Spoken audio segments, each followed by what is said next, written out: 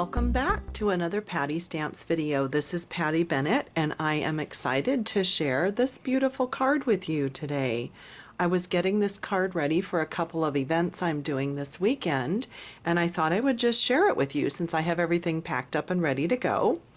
And if you're like me, you're probably looking at this flower thinking, wow, she's a pretty good watercolor artist. Look at that.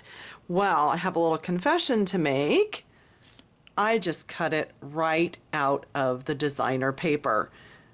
Isn't that a fun trick? I just picked one of the flowers in the corner of the paper, cut it out, and added it to the front of this card. So this particular poinsettia is from, let me make sure I get it right, the Season of Cheer package, which is kind of, the whole package has kind of a watercolor look to it. But we also have this other one in the Home for Christmas selection, which is a little bit different look. So you can see there that you have a choice. If you wanted to do this technique, you could use either package of Stampin' Up! Designer paper from the holiday catalog and achieve this look. So let me show you the steps that I used to create this card, because this is really a pretty technique around the edge here. And it features this new Boughs and Berries embossing folder.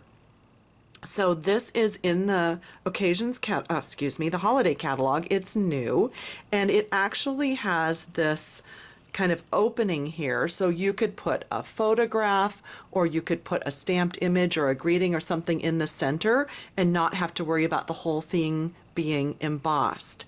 So I just took this piece of wild wasabi cardstock, put it in the folder like this, and I ran it through the Big Shot. So when it comes out, then this is already embossed. Then I used some wild wasabi ink and a sponge dauber to make this pattern pop. So I just got some ink onto my sponge dauber. I started on some scratch paper and just came in like this towards the center and just rubbed on some color. So I tried to make the outer edges and the corners a little bit darker and let it fade to lighter as it comes towards the center. So that's the look I got by sponging that. And I just went all the way around the edge and it really made that pattern pop. On this one I did it a little bit lighter, and also I noticed that the color kind of soaked into the paper a little bit. So probably this is not going to turn out quite that dark in a few minutes. If you just let it sit, it lightens just a little bit. So the next step was to add these cute banner flags to the card, and for my event I have them all pre-cut for my participants. We're doing a Love to Stamp group event, and then I'm doing a workshop for Rita.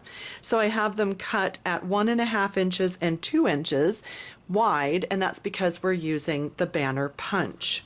So I'm just going to take a piece of the poinsettia paper out and a piece of the Marina Mist, and then these were actually scraps left over from a different project, and they are all from the vellum stack.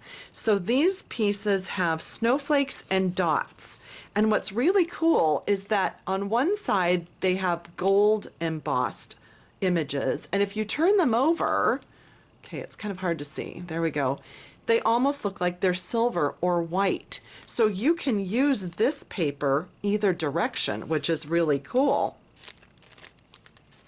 For the Marina Mist flag in the center, I chose to emboss it with the softly falling embossing folder, and this one is so cool. It's got lots of dots up at the top and then it fades down to very few dots at the bottom. So depending on what you use this for, it could look like snow is falling, it could look like bubbles are fizzing up. So this one is really cool. And again, I just ran that 2-inch wide piece through the Big Shot with this folder, and I got these really cool dots on there. So these became the 3 pieces then that I punched to put on the front of the card. And you've probably seen me use this great banner punch before. It's called the banner triple punch, and that's because you can do 3 different widths of banners in this. You can do 1, 1.5, and 2-inch wide pieces. So those were my 2 pieces that were 1.5. This one is a 2-inch wide, and there I get that. So those then are the 3 pieces that I'm going to use to layer on my card. If you have any need for triangles, you get a bunch of those left over after your punching is done. So I would go ahead and sponge the rest of that, and then you can layer these on really in any fashion that you wish. Maybe I want to put this one behind there, put that on top. You can just do that however you'd like. And for my base card, I have just a standard half of a 8.5 by 11, and then that's folded. So that's going to go under here. And I didn't cut this vellum piece because I didn't know if my participants in my events would want to make it come all the way down, or if they would just want to have a shorter layer, so that way they can just put it wherever they want and then cut off the top, and that would be their flags.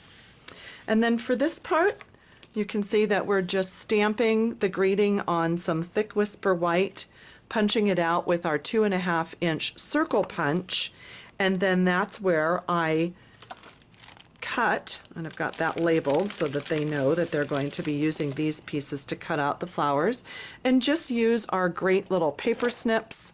These are wonderful, fine tip for cutting, and cut out a flower and put it on there.